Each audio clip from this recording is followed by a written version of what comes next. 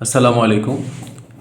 প্রিয় নবম দশম শ্রেণীর শিক্ষার্থীরা, তোমরা অনেকেই আমাকে রিকোয়েস্ট করেছ যে আমার বইয়ের গাণিতিক সমস্যার সমাধানগুলো যাতে আমি ধারাবাহিকভাবে করে দিই। তাই আজকে থেকে শুরু করছি। ইনশাআল্লাহ চেষ্টা করব ধারাবাহিকভাবে ক্লাসগুলো দেওয়ার জন্য।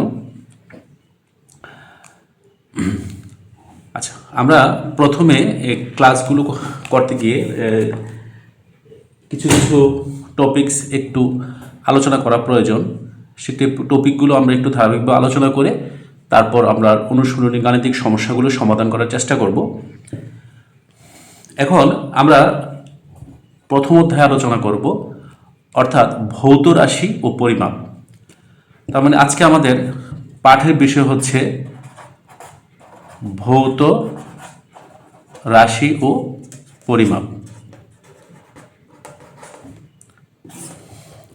আচ্ছা, এখন পরিমাপ করতে গেলে আমাদের সাধারণত হচ্ছে এই অধ্যায়ের যে আলোচ্য বিষয়গুলো আছে সেগুলো নিয়ে আমরা ধারাবাহিকভাবে আলোচনা করি। আমাদের প্রথম অধ্যায়ের নাম হচ্ছে ভৌত রাশি ও পরিমাপ। এখন আমরা জানি কোনো কিছুর পরিমাণ নির্ণয় করাকেই পরিমাপ বলে।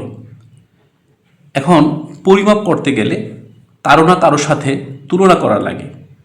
যেমন আমরা যদি কোনো বস্তুর দৈর্ঘ্য পরিমাপ করতে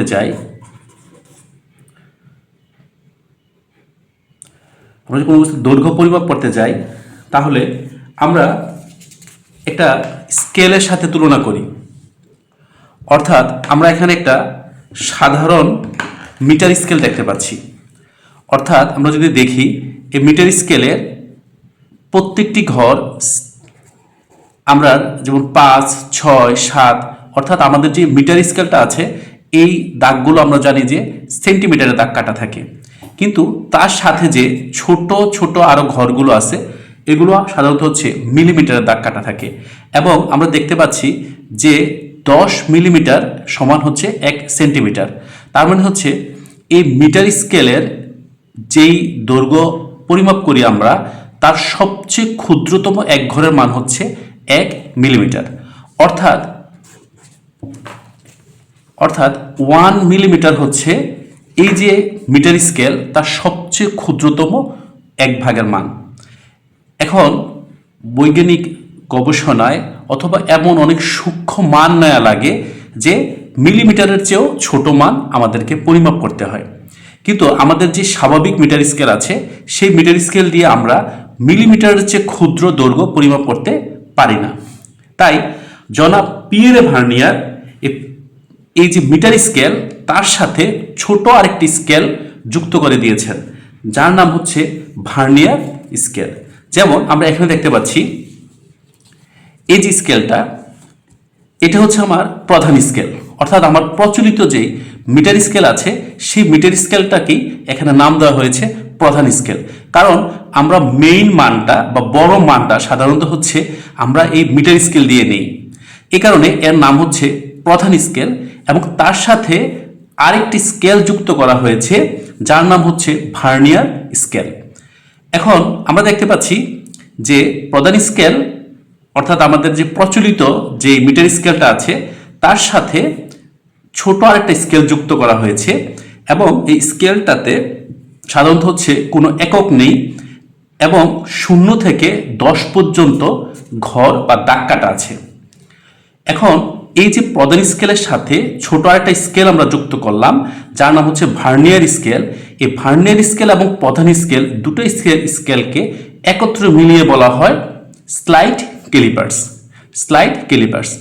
অর্থাৎ সূক্ষ্মাতি সূক্ষ্ম মান পরিমাপ করার জন্য আমরা যেই স্কেল ব্যবহার করি তার নাম হচ্ছে স্লাইড ক্যালিপার্স।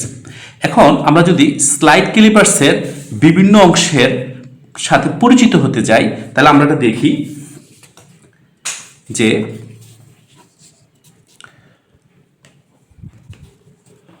অর্থাৎ এখানে আমরা দেখতে পাচ্ছি যে এই যে স্লাইড ক্যালিপার্সের এই যে উপরের যে পার্টটা এটাকে বলা হয় প্রধান স্কেলের ঊর্ধ্বচোয়াল, এবং এই ভার্নিয়ার স্কেলেরও একটা ঊর্ধ্বচোয়াল আছে। আমরা কোনো বস্তু দৈর্ঘ্য পরিমাপ করতে গেলে আমরা সাধারণত হচ্ছে এই চোয়ালগুলোর মাঝখানে রাখি, এবং এর নিচেও ঠিক একইভাবে এই প্রধান স্কেলের নিচেও একটা চোয়াল আছে, একে বলা হয় প্রধান স্কেলের নিম্ন চোয়াল। আবার ভার্নিয়ার স্কেলের একটা নিম্ন চোয়াল আছে, তাকে বলা হয় ভার্নিয়ার স্কেলের নিম্ন চোয়াল।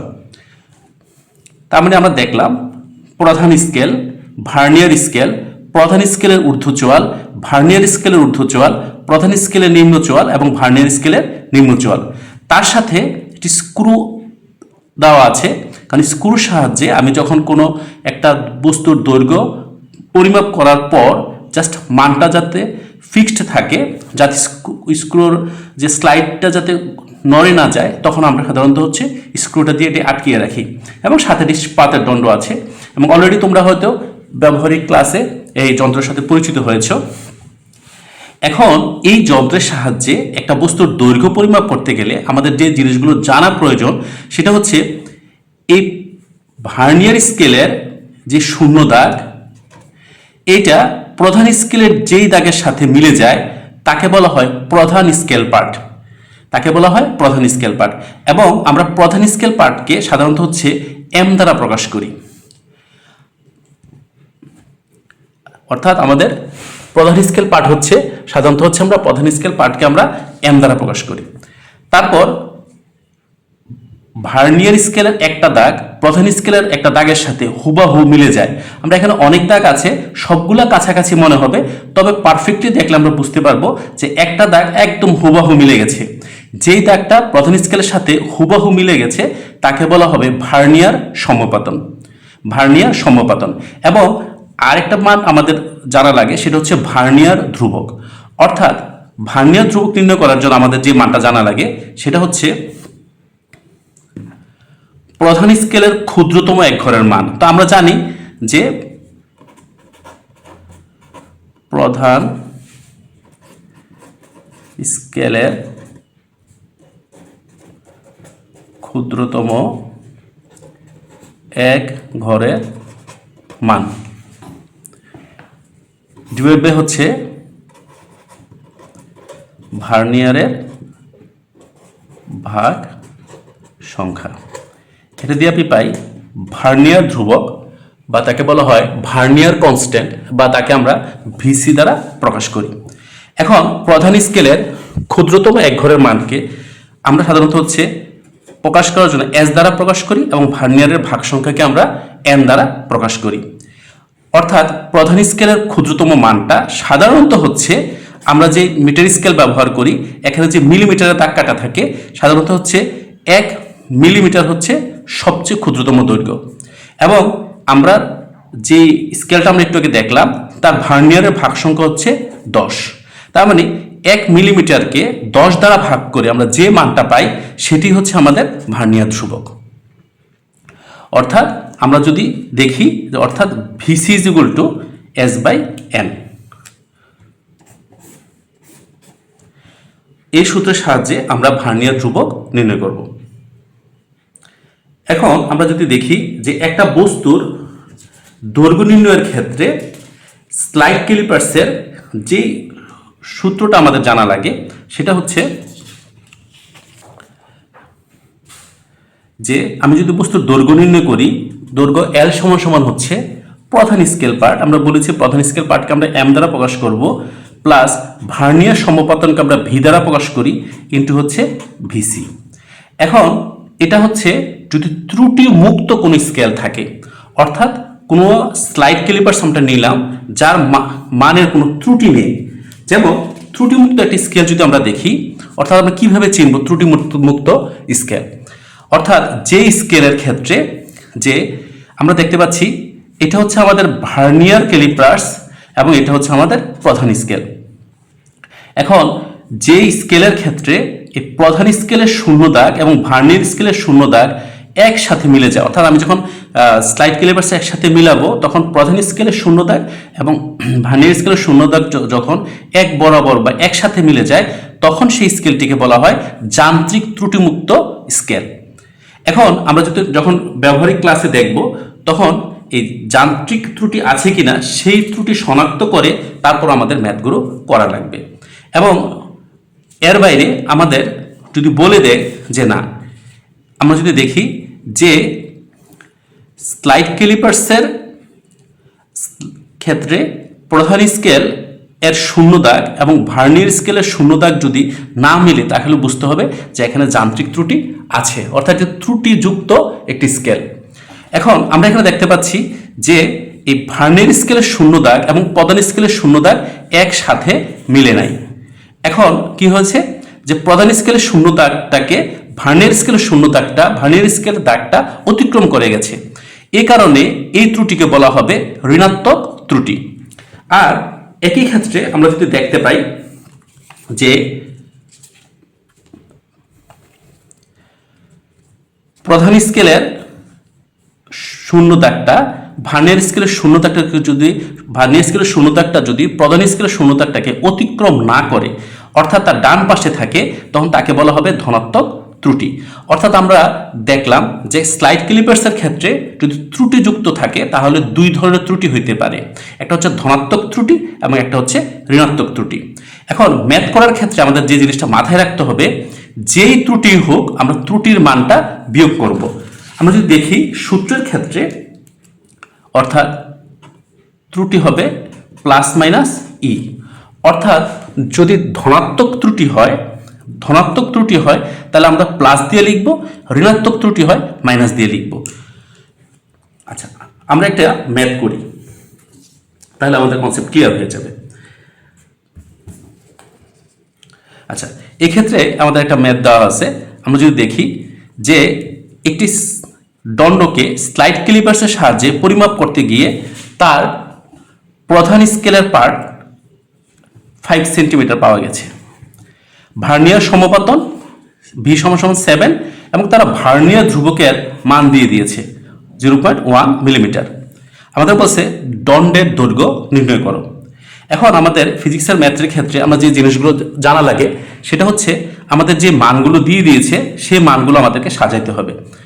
এখন এই যে স্কেলটা, এই স্কেলটাতে কোনো ত্রুটি যুক্ত করে নাই, তো যার কারণে আমাদের এখানে ত্রুটির কোনো মান নেই। এবং আমরা যদি দেখি যে এক্ষেত্রে প্রধান স্কেল পার্ট তারা আমাদেরকে বলে দিয়েছে প্রধান স্কেল পার্ট এম সমান হচ্ছে 5 সেন্টিমিটার। তারপর হচ্ছে ভার্নিয়ার সমপতন ভি 7, ভার্নিয়ার সমপতনের কোনো একক নেই, এবং ভার্নিয়ার ধ্রুবক ভিসি সমান হচ্ছে 0.1 মিলিমিটার।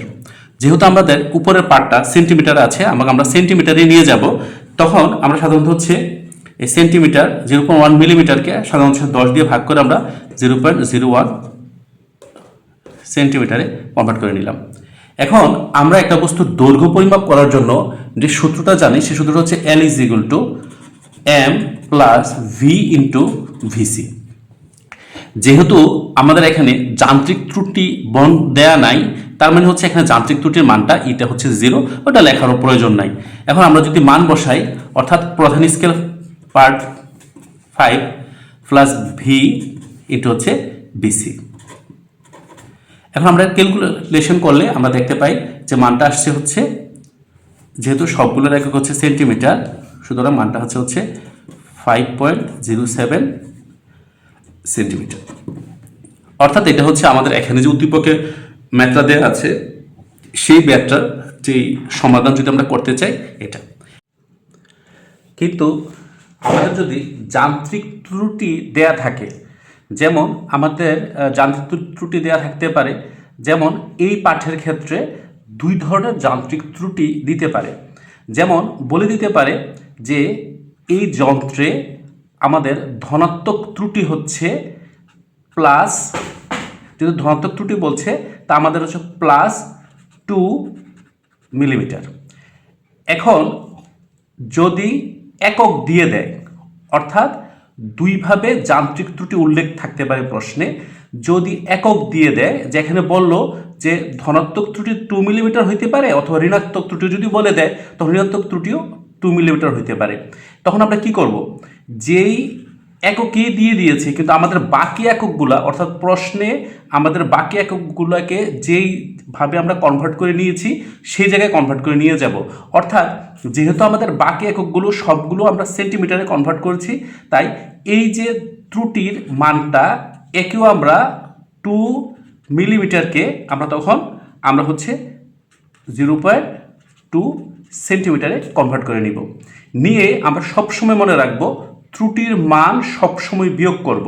এখন এই বিয়োগ করার ক্ষেত্রে প্লাস চিহ্ন সহ আসবে, যেহেতু আমরা এখানে মাইনাস করছি, এখানে +2, তার মানে হচ্ছে কি +2 না, 0.2, অর্থাৎ এই মানটা হবে আমি যে কনভার্ট করছি সেই কনভার্টের যে সেন্টিমিটার আছে সেই সেন্টিমিটার অর্থাৎ -0.2। তারপর টোটাল মান থেকে এই মানটা আমরা বিয়োগ করব। যদি বিপরীত ক্রমে বলতো যে আমার এখানে ঋণাত্মক ত্রুটি আছে 2 মিলিমিটার, তখন আমাদের এই মানটা হতো -2 মিলিমিটার, তাকে আমরা কনভার্ট করে নিতাম -0.2 সেন্টিমিটার। তখন এই মাইনাস চিহ্ন দিয়ে বসাইতাম, কিন্তু আদতে কি হইতো, যোগ হইতো। আচ্ছা, আরেক ধরনের ত্রুটি আমাদেরকে প্রশ্নে উল্লেখ করে দেয়, সেটা হচ্ছে যেমন ঘর সংখ্যা উল্লেখ করে দেয় যে আমাদের 3 ঘর, ধনাত্মক ত্রুটি 3 ঘর। অর্থাৎ যদি ধনাত্মক ত্রুটি আমাদেরকে 3 ঘর বলে দেয়, তখন আমরা কি করব? তখন আমাদের এই ত্রুটির মানটা নির্ণয় করার ক্ষেত্রে একটা বিশেষ পদ্ধতি অবলম্বন করতে হয়। আমরা যেই ত্রুটিটা নির্ণয় করব সেই ত্রুটির ক্ষেত্রে আমাদের যে এর মানটা আছে তাকে যদি ধনাত্মক ত্রুটি বলে তাহলে +3, এবং আমাদের যে ভার্নিয়ার কনস্ট্যান্ট ছিল, অর্থাৎ আমাদের যে ভার্নিয়ার কনস্ট্যান্ট ছিল 0.01 সেন্টিমিটার, এর দ্বারা এই টোটালটাকে আমরা গুণ করতে হবে। গুণ করে তারপর আমাদের ত্রুটির মানটা বিয়োগ করা লাগবে। আর যদি ঋণাত্মক ত্রুটি হইতো তাও এক ঘটনা।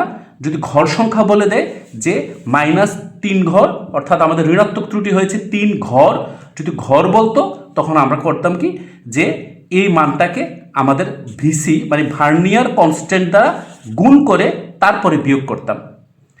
তো সুতরাং এইভাবে যদি আসে, আমরা চেষ্টা করব যে শুধুমাত্র ত্রুটির জন্য একটা ক্লাস বা ছোট একটা ভিডিও আপলোড করতে, তখন আমাদের এই মানগুলো লাগবে। যদিও বিষয়টা একটু টেকনিক্যাল, যে আমাদের মাথায় রাখবো যে ত্রুটি দিলে আমরা ত্রুটি বিয়োগ করব। যদি ত্রুটির জন্য একক উল্লেখ করা দেয়া থাকে তাহলে আমাদের প্রশ্নের বাকি এককগুলো আমরা যেই এককে কনভার্ট করছি ওই ত্রুটির মানটাও ওই একই এককে কনভার্ট করে তখন আমরা বিয়োগ করব।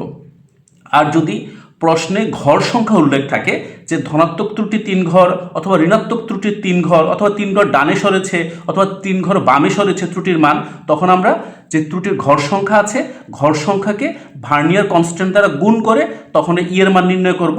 সেই এর মানটা টোটাল যে দৈর্ঘ্য আছে বা যে ব্যাস আছে তার থেকে আমরা বিয়োগ করে দেব। ইনশাআল্লাহ ধারাবাহিকভাবে আমরা চেষ্টা করব বাকি ক্লাসগুলো দিতে, যাতে তোমাদের কনসেপ্টগুলো ক্লিয়ার হয়। এবং তোমরা কোনো কিছু যদি আরও বাড়তি কোনো ক্লাস চাও যে স্যার এই বিষয়টা বা এই ক্লাসগুলো আমাদের আগে দিলে ভালো হয়, তখন আমি চেষ্টা করব দিতে। ধন্যবাদ সবাইকে, সবাই ভালো থাকবে, ইনশাআল্লাহ কমেন্ট করে জানাবে।